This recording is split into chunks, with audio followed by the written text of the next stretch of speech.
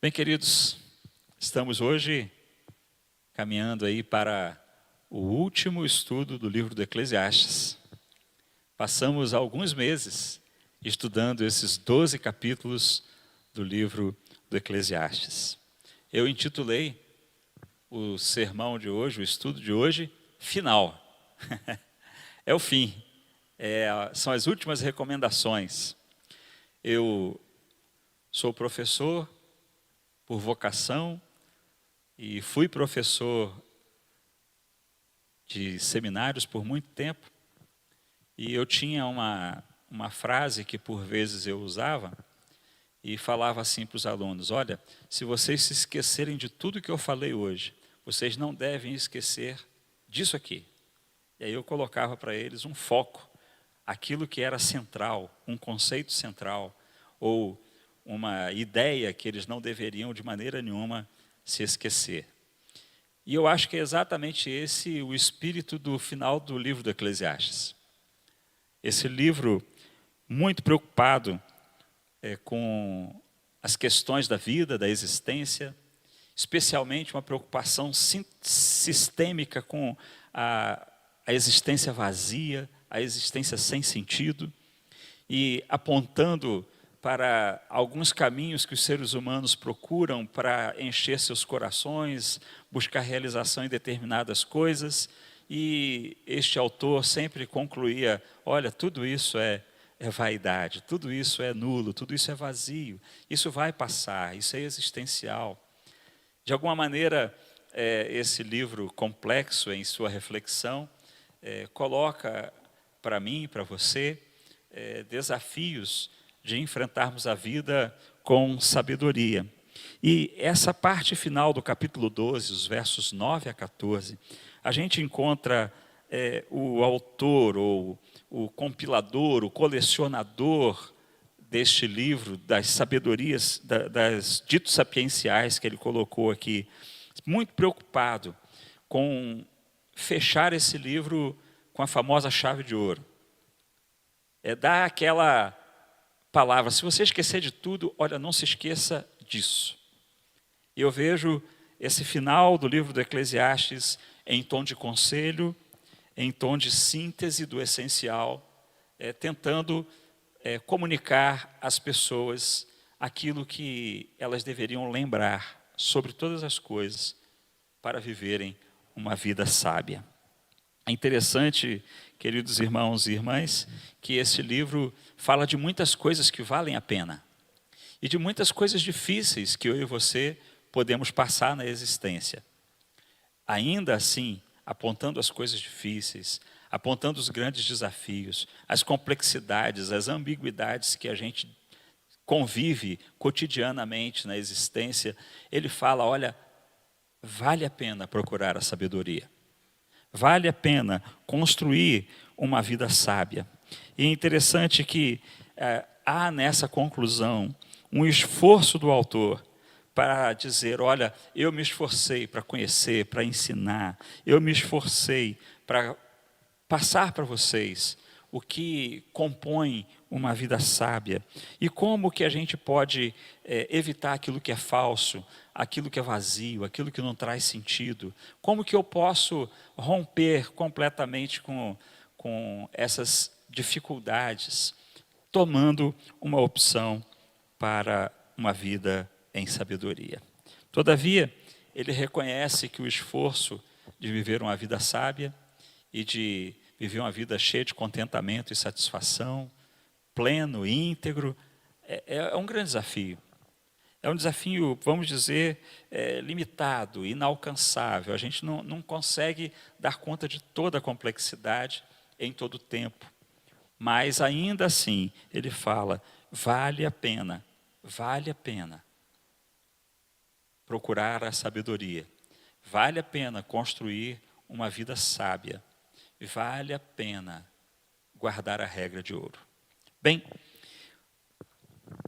quero ler com vocês Eclesiastes capítulo 12, versos 9 a 14.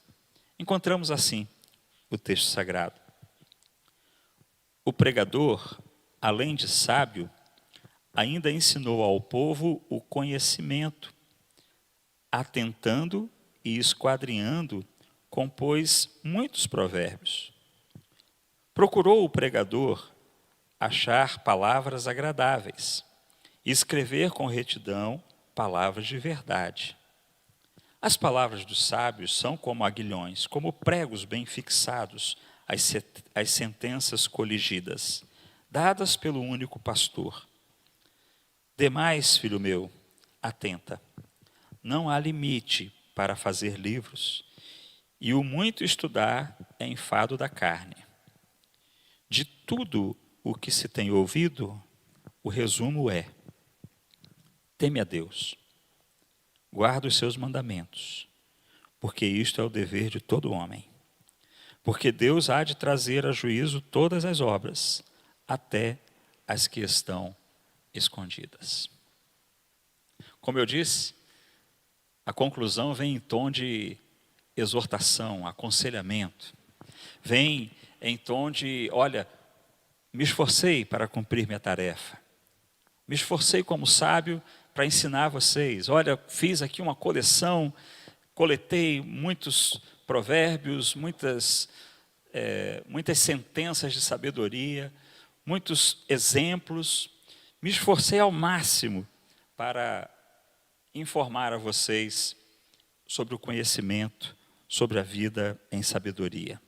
Interessante, queridos, que esse final, ele coloca a sua dedicação. Ele coloca que o papel do sábio é ensinar, dar conhecimento ao povo. Ele fala no verso de número 9, olha, além de sábio, ele ensinou o povo o conhecimento. Há uma preocupação, há um importante papel do sábio na vida das pessoas, porque o sábio pode ensinar, pode dar conhecimento ao povo. Mas de que maneira ele pode fazer isso? Ele pode fazer isso vivendo, ele pode fazer isso apenas de vez em quando, ou de maneira assim, não programada, dar um conselho, dar um exemplo. Mas esse sábio aqui, ele fala, olha, mas eu cumpri o papel de dar conhecimento, de ensinar vocês, de uma maneira bem sistematizada. A gente vai ver aí no verso número 10, no final do verso número 9, que ele fala, olha, ensinou o povo o conhecimento, atentando e esquadrinhando. Pesquisando, diz o texto. Pesquisando, buscando, fazendo sentenças de maneira reta, ensinando as pessoas com sistematização, com preocupação organizacional. E ele fala, olha, um sábio precisa ensinar, precisa dar conhecimento, mas precisa fazer isso não apenas por sua grande iluminação, mas porque esquadrinhou, porque pesquisou, porque buscou, porque comparou, porque estudou, porque organizou, sistematizou o conhecimento para ajudar o povo a viver melhor. A sabedoria e o papel do sábio numa sociedade podem trazer transformações muito grandes para a vida do povo. Aprender a viver com sabedoria e ouvir o conhecimento e ouvir as pesquisas organizadas, o ensino didaticamente programado, é muito bom. Traz maior entendimento, traz maior profundidade, traz uma organização melhor para a mente, para a vida, para os planos. E o sábio fala, olha, eu me dediquei. O papel da sabedoria é dar conhecimento. E eu, como sábio, me esforcei, estudei, comparei, li, conversei, testei, verifiquei. Ele tinha uma preocupação com o que é reto, com o que é verdadeiro, com o que podia ser comprovado, verificado, e, portanto, um conhecimento que tem base, que teria condição de falar, poxa, todo mundo que segue essa verdade, essa premissa, vai longe, consegue uma vida melhor, consegue organizar melhor o seu dia, consegue viver melhor com os propósitos da vida, consegue se alegrar com pouca coisa, consegue dividir quando tem muito. É a pessoa que encontra conhecimento com base, com razão, com entendimento, com profundidade. Ela dá mais crédito e pode, portanto, viver a sabedoria de maneira mais consistente no seu dia a dia. Mas é interessante, queridos, queridas, que o texto nos fala que o pregador, o colecionador, esse sábio, ele cumpriu a sua tarefa de ensinar, de passar conhecimento organizado, bem pesado, mas de maneira muito simples. O texto vai dizer no verso número 10 que o colecionador, o pregador, procurou encontrar palavras que completassem as pessoas. Aqui na tradução que li, palavras de verdade. Procurou achar palavras agradáveis, E a gente percebe aqui que o papel do sábio numa sociedade é transmitir conhecimento, é transmitir um conhecimento balizado, comprovado, testado, aprofundado com pesquisas, com perguntas, mas também muito preocupado em transmitir esse conhecimento com clareza, para as pessoas saberem exatamente o que é, para as pessoas não ficarem, poxa, que pessoa inteligente, mas não entendi nada que ele falou. A sabedoria tem a grande tarefa de pegar situações complexas da vida e transformar o conhecimento, o entendimento, para que qualquer pessoa possa praticar a virtude, a grandeza e se tornar uma pessoa vitoriosa naquela luta que enfrenta. Bem, queridos irmãos e irmãs, é imprescindível que a gente entenda que essa conclusão, o autor, o colecionador, está falando, olha, a sabedoria é muito importante. O papel do sábio é muito importante. Ele ensina, ele dá conhecimento, ele pesquisa, ele sistematiza, ele expõe o conteúdo, ele expõe esse conhecimento de maneira agradável, palatável. As pessoas conseguem entender o que ele fala, as pessoas conseguem praticar aquela premissa que foi ensinada, conseguem colocar em prática no dia a dia o valor que foi compartilhado. Queridos irmãos e irmãs, mas o texto também nos fala que o grande propósito do ensino, desse ensino claro, dessa partilha abençoadora e transformadora da vida das pessoas pela sabedoria, ela, além de precisar ser clara, agradável, precisa também satisfazer, completar, gerar sentido para as pessoas. Sim, queridos irmãos e irmãs, o colecionador procurou achar palavras que completem, que tragam condição de preencher, dar uma razão e dar a oportunidade de decidir bem. É assim que a sabedoria e o sábio está aqui falando, olha, eu me esforcei para ensinar, me esforcei para ensinar coisas boas, profundas, estudadas, me esforcei intensamente para deixar muito claro, mas me esforcei também para que vocês possam pegar essas coisas e colocar em prática na vida. Sem dúvida alguma, o texto continua nos falando no verso 10b, que o sábio se esmerou em escrever com retidão palavras da verdade. Muito mais do que partilha de conhecimento, muito mais do que dividir um conhecimento qualquer, a preocupação desse sábio, a preocupação da sabedoria em geral, é poder transmitir àqueles que aprendem o conhecimento testado, pesquisado, aqueles que procuram aprender essas palavras que são verdadeiramente simples, possam também entender que há correção e há confiabilidade nesse tipo de ensino. É isso que o verso 10 fala que o sábio se esmerou para escrever com retidão palavras de verdade. Se não bastasse escrever com retidão, ele ainda escreveu com retidão palavras de verdade. Ou seja, de alguma maneira ele está falando, eu tenho muita responsabilidade para registrar isso aqui. Eu tive muita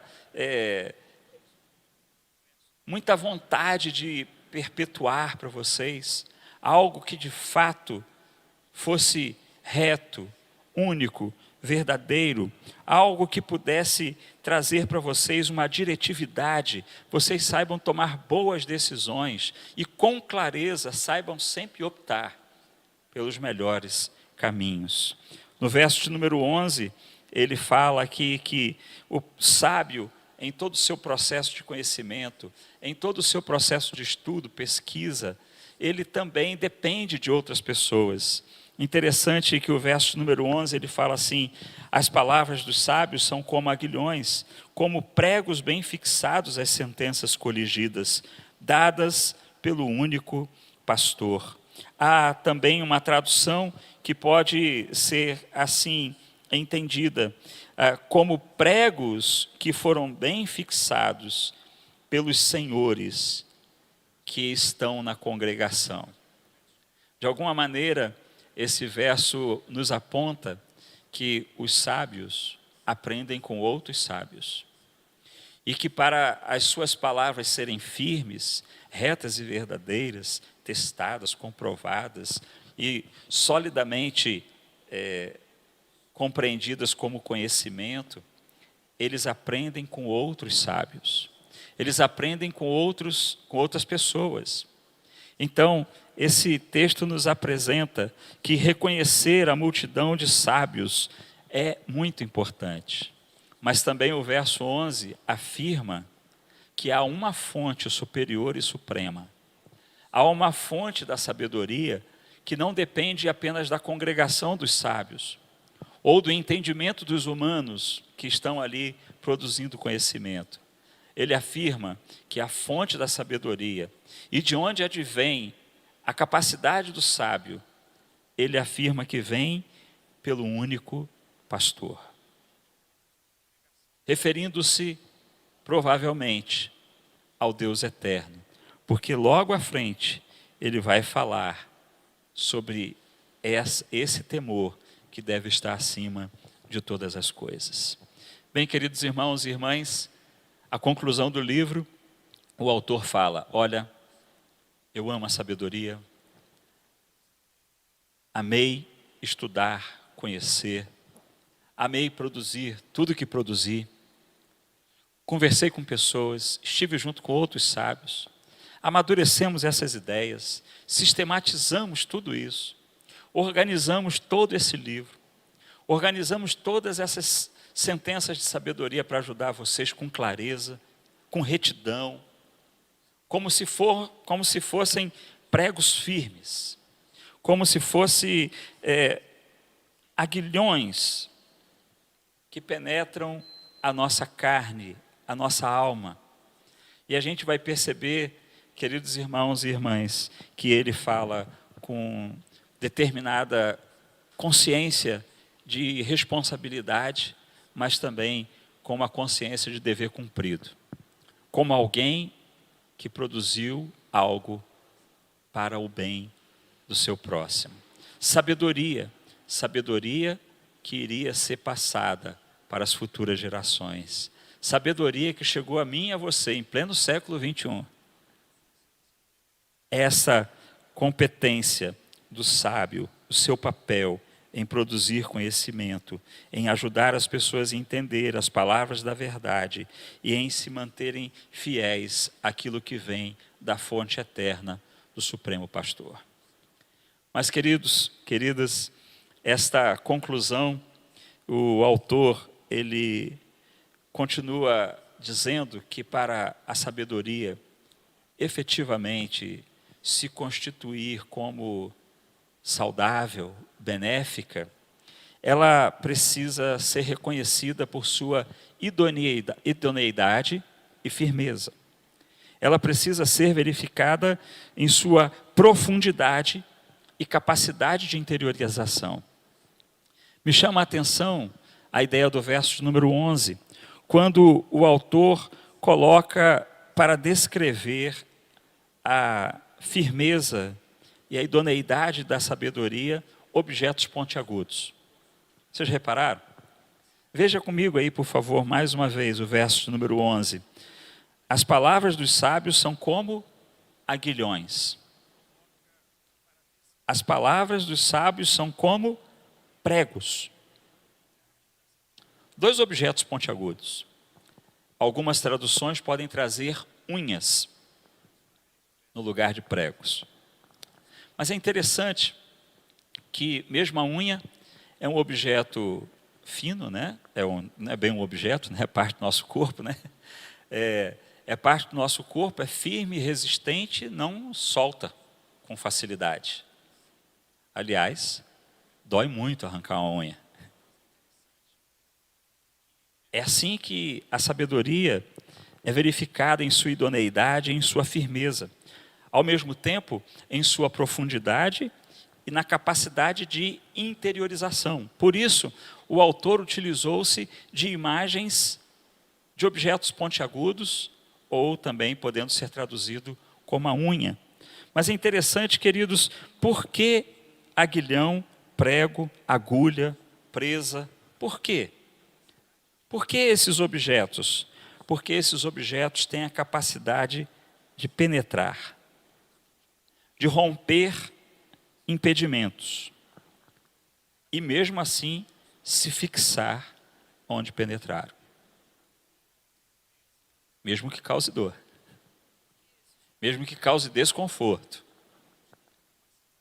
O que a gente vai perceber aqui com esse texto é que as imagens utilizadas como aguilhão é um pedaço de osso ou mesmo um pedaço de uma queixada animal, algo pontiagudo, advindo de uma carcaça, mas também poderia ser traduzido como agulha, ou presa, a presa de uma cobra, por exemplo, é um objeto pontiagudo que é capaz de penetrar e é capaz de superar as barreiras e romper com elas e ficar ali fixada. E ficar ali de maneira firme, mas também interiorizada. Essa é a percepção desse autor, que a sabedoria deve ser dessa maneira. Deve permanecer na vida das pessoas, deve penetrar e deve ficar ali firme, como um prego fica na madeira, de maneira a não se mover, de maneira a não ser arrancado com facilidade. E o autor está falando que a sabedoria, que tem todo esse papel de ensinar, dar conhecimento, a partir de pesquisa, sistematizar o conhecimento, deixar claro o objetivo, trazer completude, integridade para as pessoas, ensinar aquilo que é confiável, verdadeiro, ensinar aquilo que é bom, reto, e entender que a sabedoria precisa entrar na carne do homem, precisa permanecer firme na carne do homem, ou seja, na sua existência. A sabedoria deve, de alguma maneira, remeter-nos àquilo que foi colocado em nós e que não deve sair.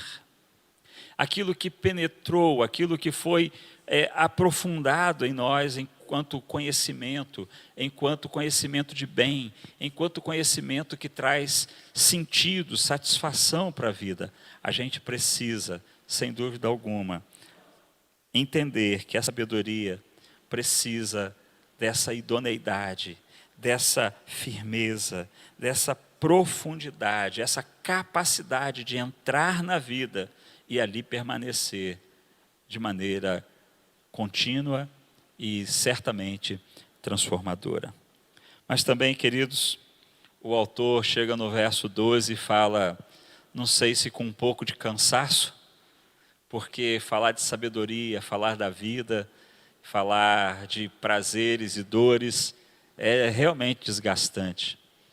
Falar da complexidade da vida e tentar ajudar as pessoas a encontrarem caminhos é realmente desgastante.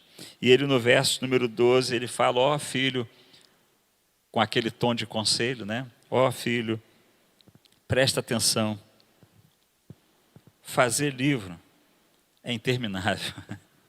Se você for fazer livros com aquilo que você conhece, se você for se dedicar a isso, é enfado da carne. De alguma maneira, ele está falando que a sabedoria e a produção de conhecimento, no caso aqui, traduzido por livros, né? A sabedoria e a produção de conhecimento podem gerar exaustão. Sabe por quê? É uma tarefa que não termina. O ser humano precisa de sabedoria todos os dias. O ser humano precisa decidir bem em todos os momentos. E por mais que a gente aprenda, por mais que a gente se dedique ao conhecimento, a gente falha. E aí o sábio, vendo o filho falhar, ou vendo o seu discípulo, o aprendiz, falhando, ele às vezes acho que dá uma balançada, né? Será que não aprendeu? Será quantas vezes vou ter que repetir? Ou então, eu falei assim, eu acho que eu não ensinei isso para ele, faltou esse conhecimento para ele decidir bem. O que a gente vai percebendo aqui é que o autor vai se aproximando do fim do livro falando, olha, é difícil fazer isso, é cansativo, exaure, desgasta, deixa a gente meio cansado, porque é uma tarefa que, por mais bem realizada, ela é interminável. Sabe por quê? Não depende do livro nem da caneta, não depende do sábio ou da sua habilidade, depende da pessoa que ouve e coloca em prática. Então, a vida em sabedoria, ela tem o lado do sábio, daquele que produz o conhecimento, mas tem o lado daquele que recebe e que consegue colocar em prática ou não. Exatamente essa vivência vai desgastando o sábio em sua tarefa. Mas aí sim, ao final, ele vai apresentar a chave de ouro. Como eu às vezes terminava as minhas aulas falando, olha, se você esquecer de tudo que eu falei aqui, não se esqueça disso. E eu vou falar para você hoje, se você esqueceu tudo que eu falei, não se esqueça dessa chave de ouro. Não se esqueça desse conselho de ouro. Ele afirma no verso de número 13, de tudo que se tem ouvido, o resumo é, teme a Deus.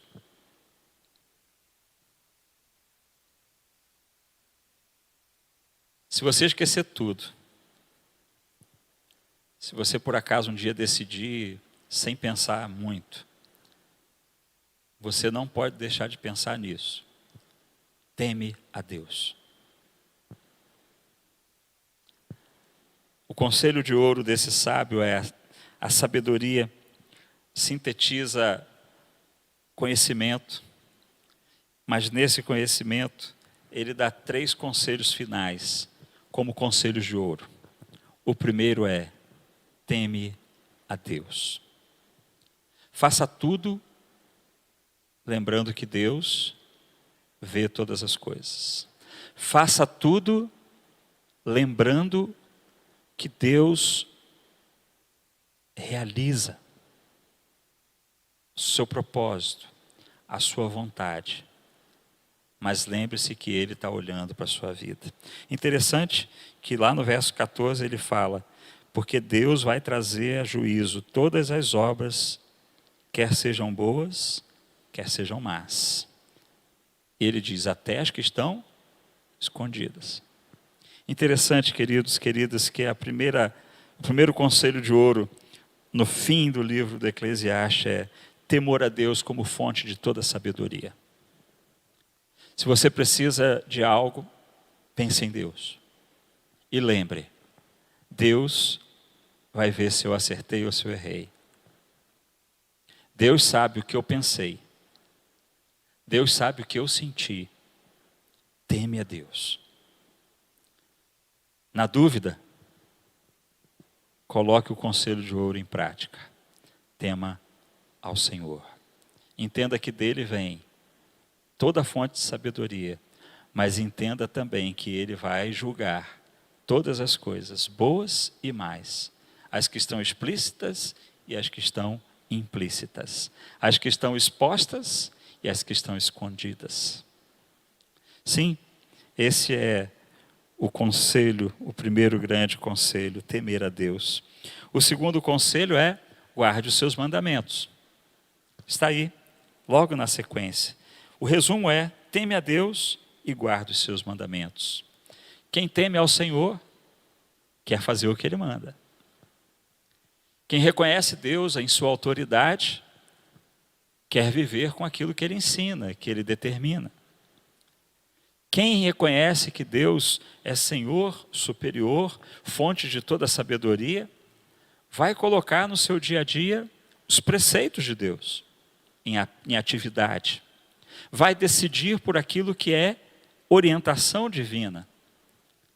Então, eu e você precisamos seguir o segundo conselho de ouro do sábio. Guardar os mandamentos. Cuidar para viver esses mandamentos. Ter uma preocupação extrema em cumprir com tudo aquilo que Deus colocou para que eu e você possamos viver. Por último, o último conselho é que a gente tem que manter uma consciência de que Deus vai julgar, porque Ele vê quem somos por dentro. Grande parte do ensino de Jesus Cristo aos seus discípulos foi para que eles evitassem a hipocrisia. É exatamente essa a ideia aqui do último conselho. A ideia de que não adianta fazer por fora se por dentro é outro sentimento, outro interesse. É necessário que haja integridade, que o que está fora seja reflexo do que está dentro. Foi essa a grande crítica de Jesus aos fariseus em Mateus 23, quando ele fala, vocês são copos limpos por fora, mas por dentro não são tão limpos assim. São como sepulcros caiados, né? Por fora é bonitinho, branquinho, ajeitado, mas por dentro apodrecidos. Essa é a consciência que a gente deve ter quando deseja viver em sabedoria. A gente precisa lembrar, temer a Deus, guardar os seus mandamentos e saber que Ele conhece a gente lá no fundinho da casinha do cachorro do coração. Ele conhece a gente por dentro. Ele conhece o que a gente pensa, o que a gente sente. Ele sabe que a gente é muito mais do que o que a gente externaliza. E a gente precisa cuidar para viver de maneira íntegra, por dentro e por fora. Conectados, né? Numa integridade, numa complementaridade. Senão a gente vai viver dividido. E viver dividido vai nos levar àquela vida vazia que o sábio orientou para não termos. Sim, queridos irmãos e irmãs, um grande privilégio ter na Escritura o livro do Eclesiastes.